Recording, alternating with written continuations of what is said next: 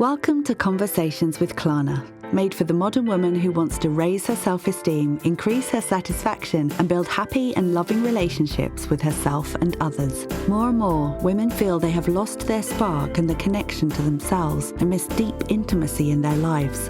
Rather than accept a life that doesn't shine, they want to change to one that does. Join the conversation each week when Klana and her guests explore practical ways and positive solutions to living a new, authentic life based on self-love, connection, harmony, and joy. Now, here is your host, transformation catalyst, author, and speaker, Klana. Hello and welcome to a new episode of Conversations with Klana. Today, this lovely lady here is Linda Katz. She is a wild feminine soul guide and Qoya movement teacher who has been on a quest for the last decade to reclaim her wild. She spent 5 years on the hero's journey, escaping all the external cages she thought were keeping her constrained. But after changing nearly everything in her life and realizing that she still didn't feel the wildness she most longed for, she set out on the heroine's descent to dismantle the cage that existed within. Wow. Hi, wild woman. Hello. So wonderful to be here. I'm so curious what you are going to tell us today. So we already started with great music because I needed to move myself before we start the conversation. And I think that was a great fit because you are also somehow connected with dancing. Yes. Tell us a little bit about you and how you came there where you are now. Yeah, so dance has been a huge part of my life over the past, particularly as part of the heroine's journey.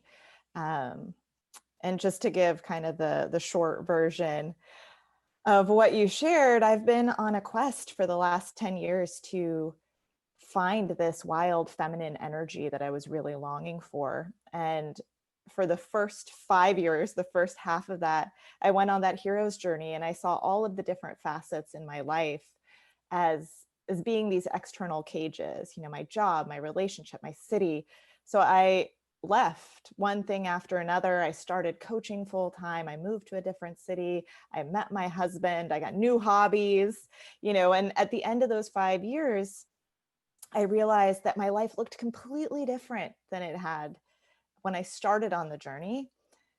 And sadly, it didn't feel as different as I hoped that it would. And really, that was when so much of what I consider almost more the real journey began for me, which is that heroine's journey of realizing that the cage that I could not escape was the one that lived within me. And so I had to dismantle it one bar at a time. And dance was a huge part of that. I'm a Qoya teacher. I danced Qoya in Austin with my teacher for 2 years before embarking on the teacher's journey. And that was a huge part for me, was getting back into my body, because I was very much focused on external validation and was worried about what it looked like to other people, whether that was my body, whether that was my life. It was always like I was judging it and not living within it. And so Qoya was the first time where one of the core tenets is it doesn't matter what it looks like. What matters is how it feels to you. That I was began to move that validation back inside myself. And instead of worrying about, do I look silly? Am I doing it right? Am I doing it wrong? All of those things that we ask ourselves a lot of times with movement and any kind of creative expression, I began to ask myself what does this feel like to me? Does it feel good? And even more important than that, does it feel true for me?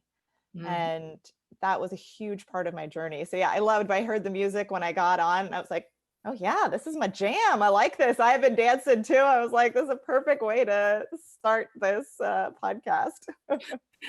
I would love to start the podcast with this music, but with all those licenses. And so I'm not daring to do it. We can put that in the show notes. Please check out this band. They got amazing dance music. Exactly. They are great. Yeah.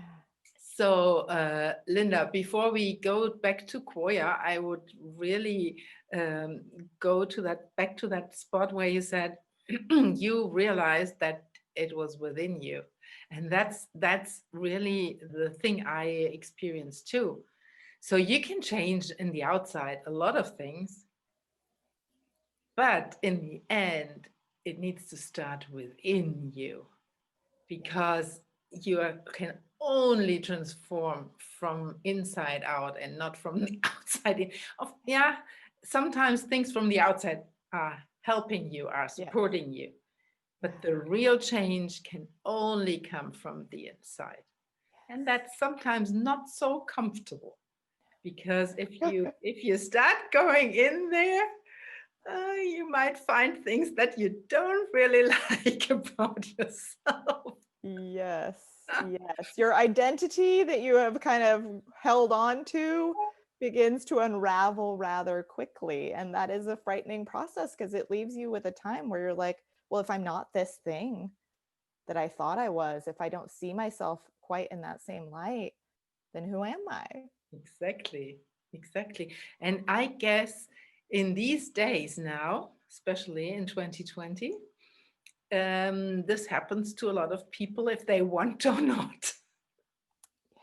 Yes, I think I completely agree. And I feel like that's part of the, obviously there's some horrific pieces of it, but there is also, I feel simultaneously, this invitation where a lot of those external things that have kept us busy, that have kept us distracted, are no longer there, are no longer available to us. And it does kind of prompt that inner journey when things slow down in the external world and you don't have as many things to keep you occupied anymore. And we're very uncomfortable with that as a society, as a whole, right? So I think what we see too is like the sheer discomfort that comes with that, of wanting to just get back to normal or get back to the way things were before, without perhaps pausing to see what medicine there might be in this time, or what wisdom we could gain from it as well. I think there's a lot in this time at the moment. So, and it's good for some people to search for help, for outside help, so that you really get the support to go through these completely new experiences you might have. Yes. I mean, I would not have been where I am today if I hadn't had a mentor that I worked with, every other week for 3 years straight. Like we can only see what we see, right? Oftentimes we all have those spots that we're not privy to. And there's also something to be held in a loving container if we haven't been raised, or we haven't learned at that point to hold that container, that conscious container for ourselves, to have somebody who has walked the path and gone down that journey that can hold it for us and teach us how to hold it for ourselves is extremely valuable. Because without that container, it's a messy process that can be quite more dramatic and harmful perhaps than it needs to be. Yeah, that's true. Yeah. So let us know a little bit about that, Qoya. Yes.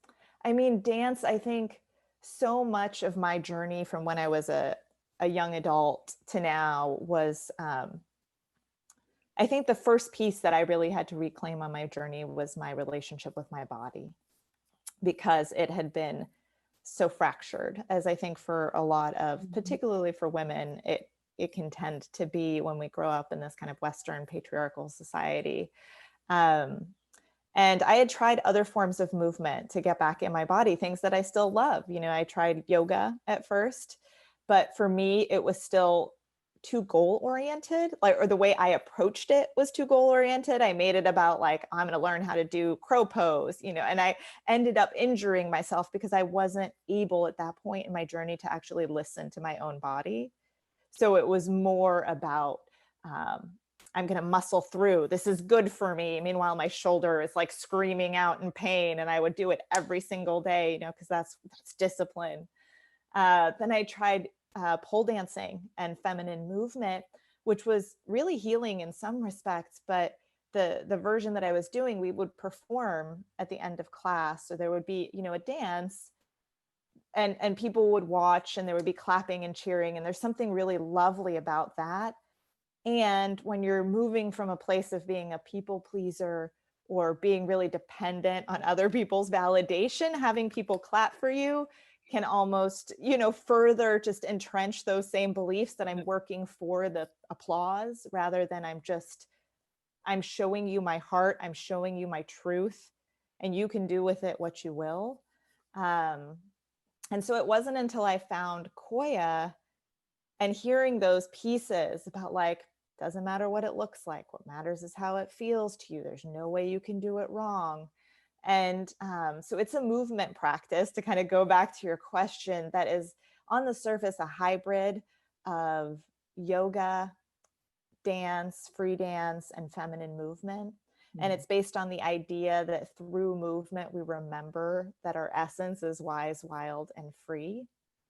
And so what I particularly loved about the class is that it's a movement class, yes, but it's also a portal for deeper transformation. So it's not like we dance in rows. We have an altar in the middle, and you dance around in a circle.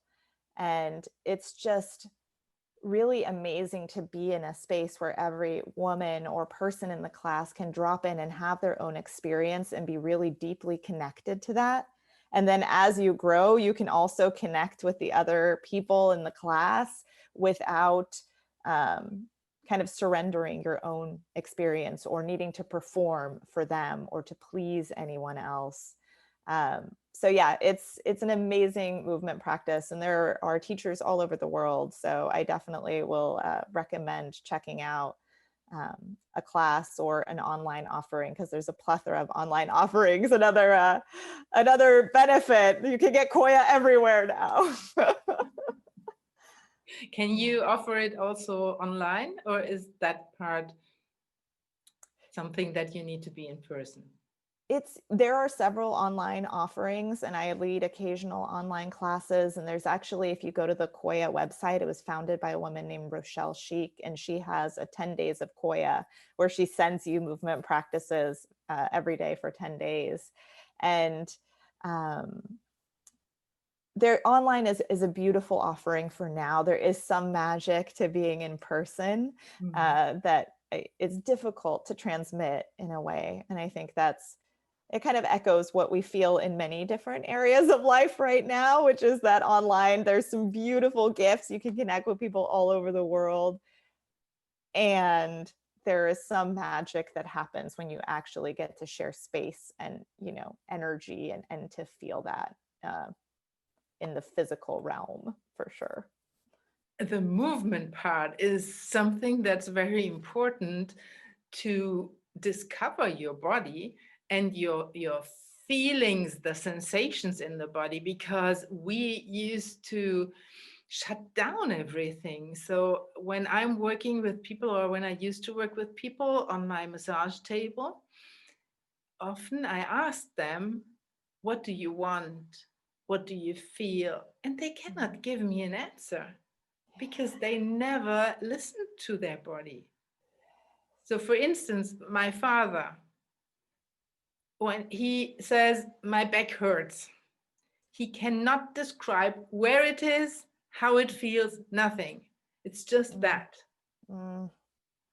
Yeah, and I think this is something you can learn. As you said before, that doesn't happen usually overnight. It's a process. Yes. And this is something which is takes more awareness. Yes. This is one part. And the other part is the shame, for instance, for your movement things. I can move, my body moves me. If you get the idea that not you, your ego, tells your legs or your arms how to move in a nicely way, But if you can get to the place where you let your body move you, Yes. then it gets really real. Yes. That's where the potency is. Yeah. That's where you're like you get that feeling where you goosebumps all over, that's how it resonates for me. I get those goosebumps and my eyes well up because you're like, here I am. Yeah. It took me a long while to get there because I was always thinking, oh, how do I look like? I am so tall, I am stiff. And when I'm dancing, it doesn't look like all the other nice girls that have that nice female figure. And yeah, that was my thinking for decades. And I'm Yeah. so happy that I overcame that as well Yeah. with the help of coaches and mentors. So Yes. I We wouldn't miss have. out on so much of life, right? Mhm. When we're Yeah. living in that space of, oh, what can I do this? And, you notice, like I was just telling my husband yesterday that like, I could never do a shoulder shimmy. Like I would try, Yeah. where you kind of shake the This, shoulders, right? I could never do it. Like it was like I couldn't even understand the movement. And all of a sudden, through this like movement and getting, like you said, being in touch with and sensing different parts of my body, all of a sudden I can't stop shimmying because I'm like, just do oh, it I can for move, the I can move like this, for like before I could never do that. And that's just one small example of like we get so locked up. And especially like there's a hip opening sequence in Qoya. And I think part two that happens is that when we're disconnected from our body, when we're disconnected from our feelings, so often we push the feelings down into the body and we let the body kind of store the things that we don't want to consciously feel or deal Mhm. with. And so when we begin to move in that way, there can be a moment of discomfort, not just physically, but emotionally, because things begin to come up that have been stored and almost like locked away that get a chance to come forth and be Yeah. felt and be That's so processed. great that you mentioned that. Before you get to that freedom and peace and comfortable feeling, you need to go through some uncomfortable stuff. Yes. Yes. And that's why oftentimes, like the heroine's journey is that descent down.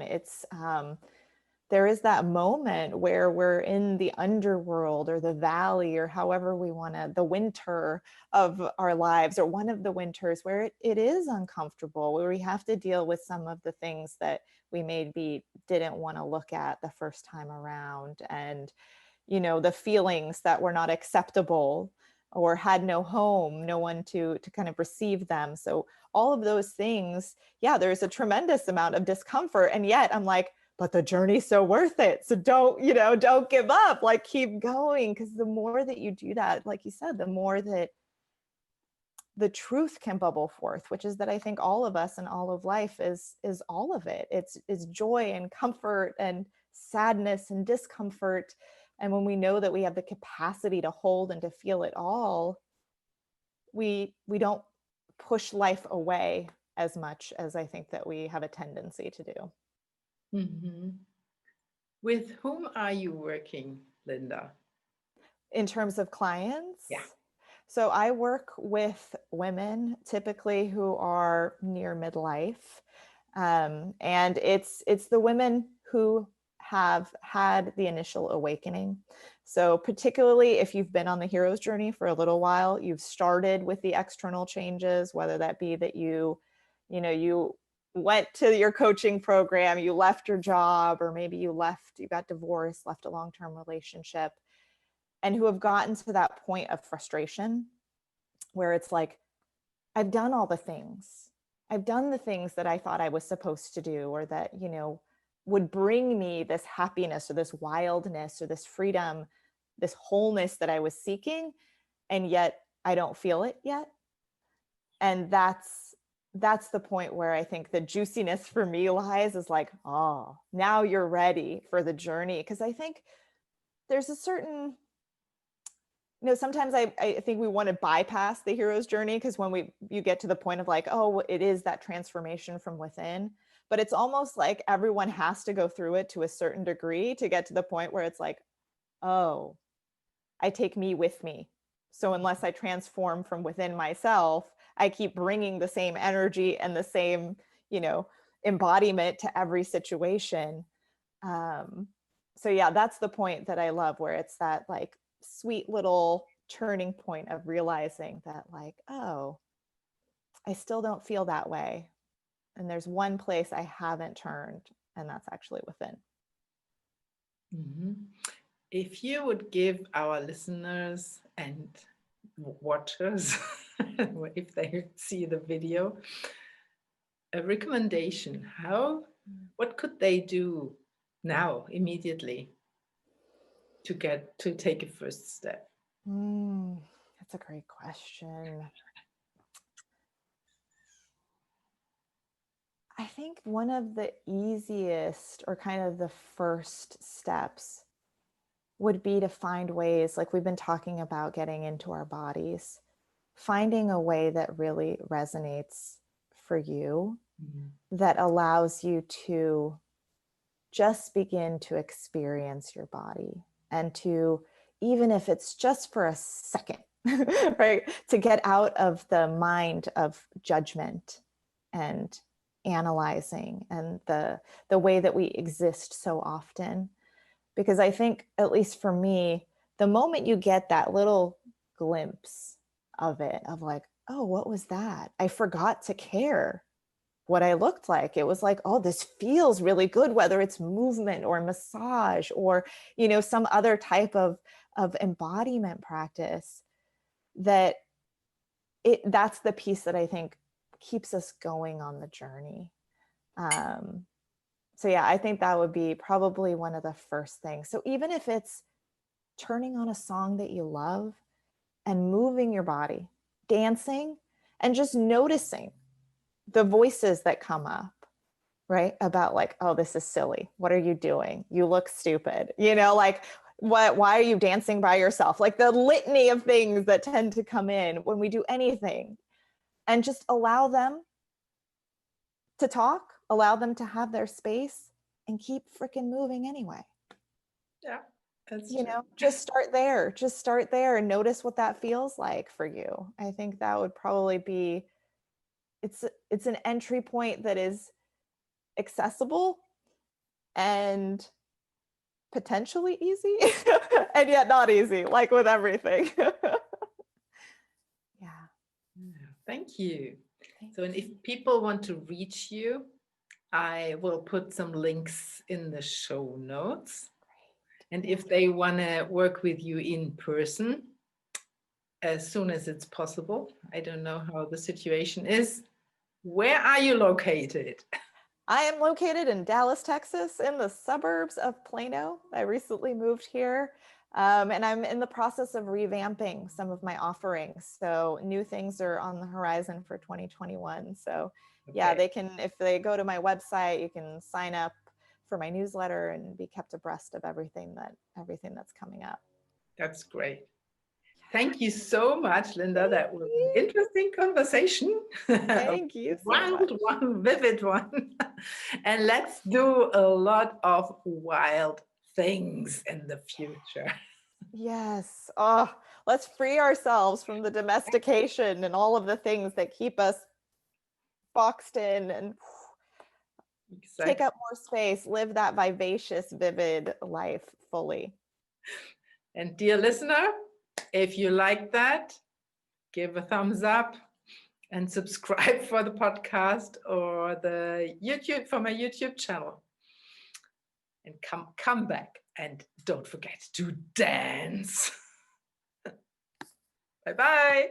Bye, thank you. Thank you for listening to Conversations with Klana. Remember to follow us on social media and get connected. Visit our website, conversationswithklana.com, for show notes and additional episodes. And if you like this broadcast, please share it with your friends to help us empower more women to live an authentic and happy life and make this world a better place for everyone.